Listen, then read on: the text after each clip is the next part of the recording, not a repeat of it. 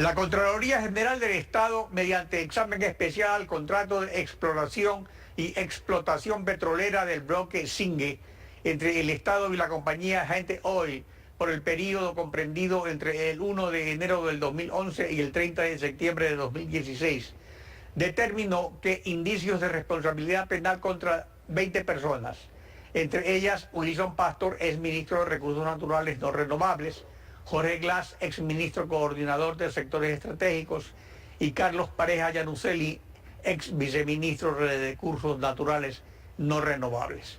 El fiscal general Carlos Vaca ha abierto la respectiva indagación previa. Sobre las conclusiones del examen, Pablo Celi, Contralor General Subrogante, señaló lo siguiente. Veamos.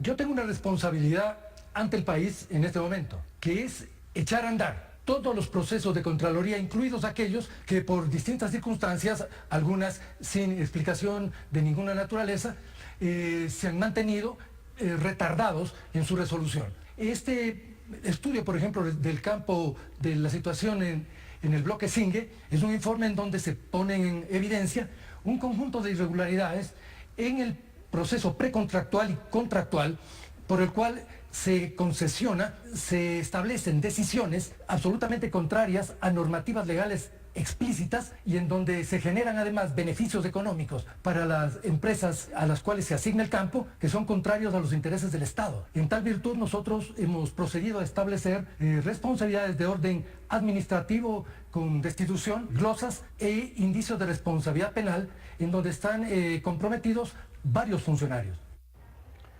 Wilson Pastor, exministro de Recursos Naturales No Renovables, buenos días. Bienvenido a Contacto Directo. Buenos días, doctor Pinargote. Ahora, hay varios aspectos que analizar para que usted los vaya aclarando.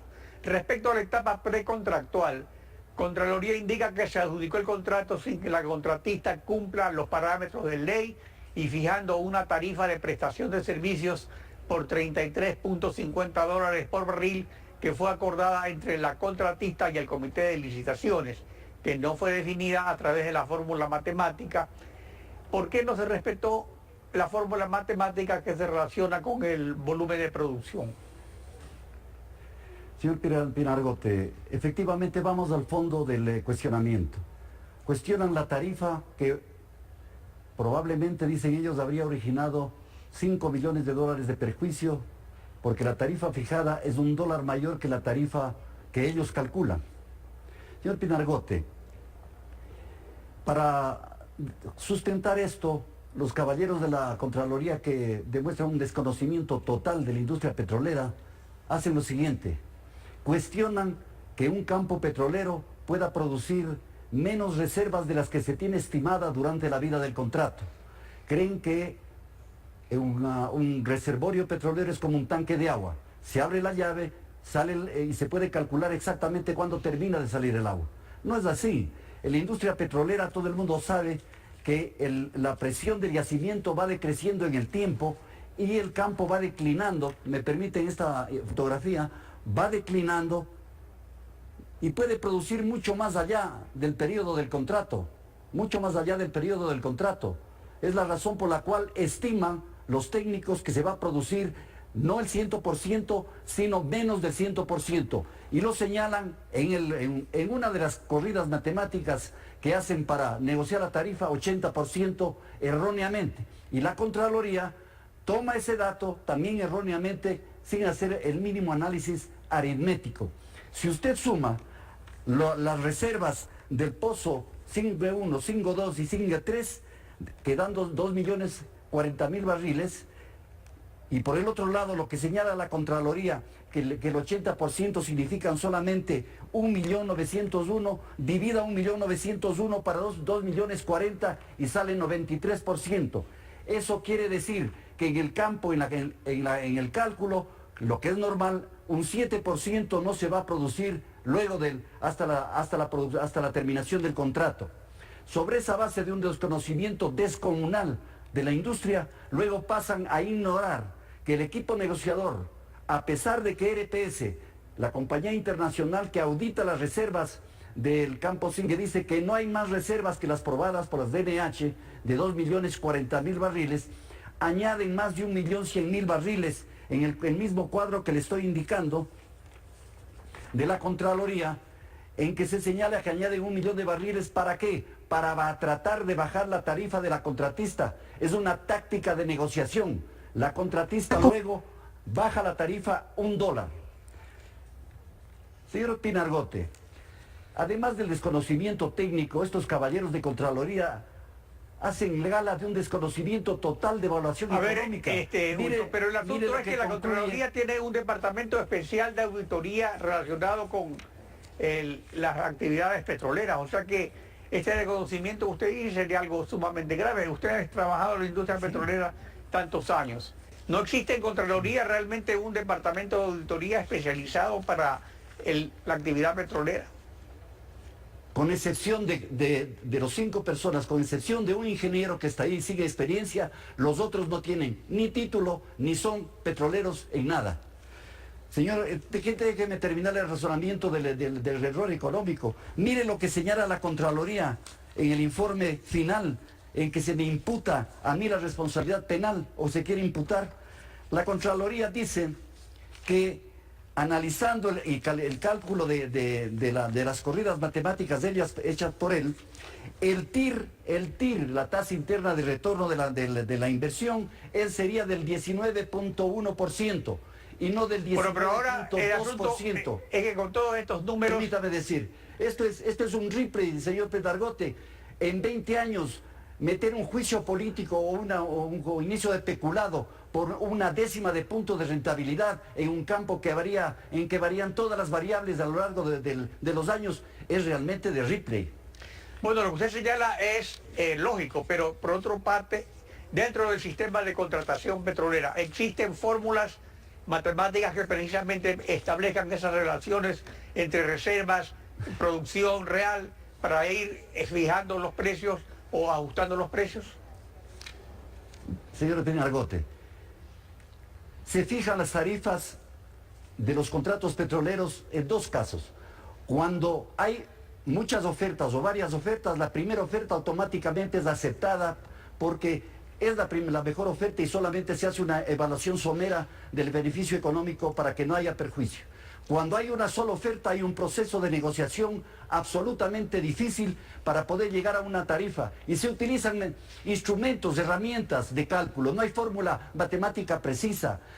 El contrato de prestación de servicios es un contrato de adhesión en todo lo que es las cláusulas contractables y el único factor que hay que negociar es la tarifa, y lo que hacen los negociadores es negociar y fijar, como dice la ley de hidrocarburos, una rentabilidad razonable que la misma Contraloría establece de 19.1% en lugar de 19.2% del equipo negociador por esta falla técnica. Eso es en lo que se refiere a la tarifa. Vamos por el tiempo avanzando.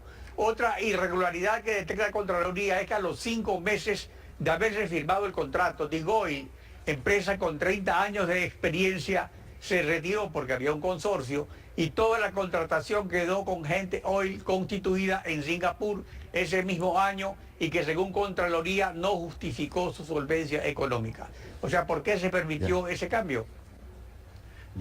Permítame llegar a ese punto más importante en la parte ética. Antes, debo señalarle, ¿qué hubiera pasado si la compañía no aceptaba la tarifa de 32.5 propuesta por la Contraloría? No habría el contrato, 20 años sin explotación ese campo. Mire los resultados que tiene hoy día ese contrato, 300 millones de ingresos para el país, para el contrato, 151 millones de ingresos para el país, 149 millones para la compañía, descontando los costos y gastos, 73 millones, todavía no recupera la inversión de 122 millones realizada, no tiene todavía rentabilidad. Se han descubierto 5 veces de reservas, 10 millones de barriles en lugar de 2. Se ha producido 3 veces más en lugar de 1. Y como le decía, la inversión se ha multiplicado por 4. Esto no habría pasado si es que los señores de Contraloría hubieran estado sentados, negociando y exigiendo 32.25 barriles por... Ahora, respecto al cambio del En cuanto al segundo aspecto, ya. En cuanto a eso voy, y es lo más grave de la Contraloría, en lo cual no habrá calma de mi parte para terminar aclarando el tema.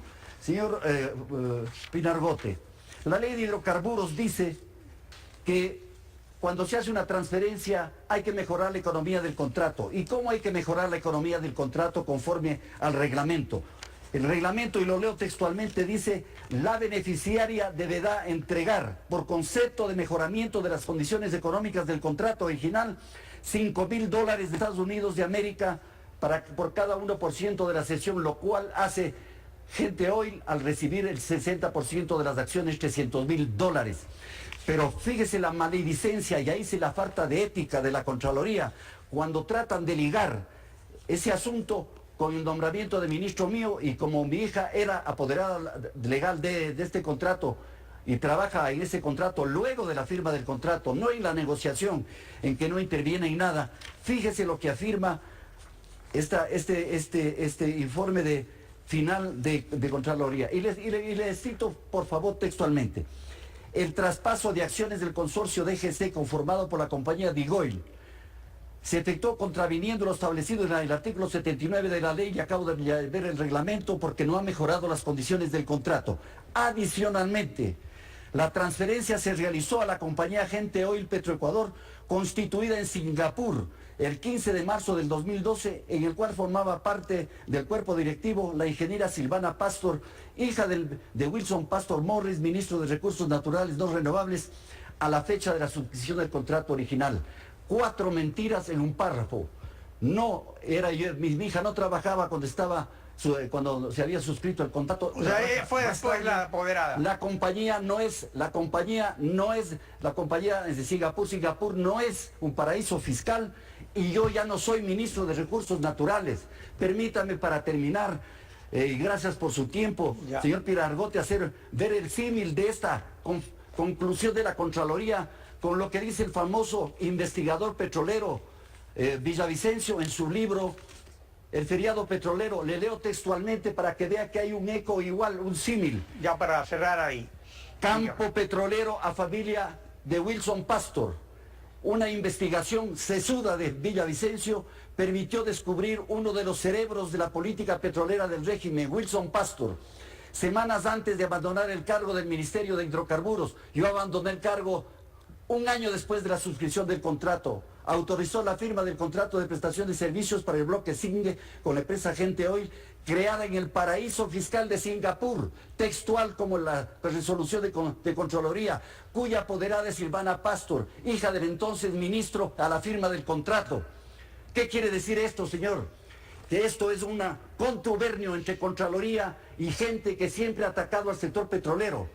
Pero, señor Pirargote, no me dejaré deshonrar ni mi familia por ese informe de Contraloría, y acanallar por ese mentiroso compulsivo, calumniador compulsivo, para quien una calumnia más es una mancha más en el tigre y no le importa. Para mí y mi familia, el más alto valor es la integridad de la persona, la integridad de la familia, e iré hasta el fondo para que estos sinvergüenzas sean condenados como se debe. Muchas gracias, señor Pirargote.